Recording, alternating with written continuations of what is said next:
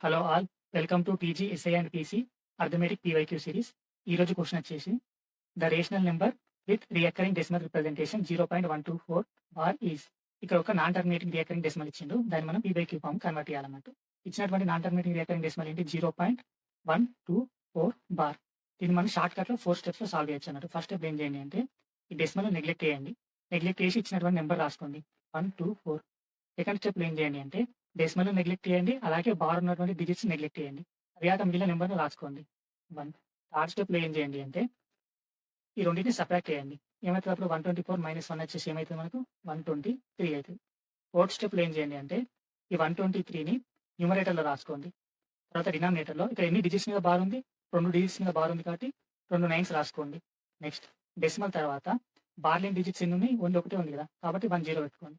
దీన్ని మీరు సింప్లిఫై చేసుకోండి. ఎలా 3 4 జార్ 3 1 జార్ 3 30 జార్.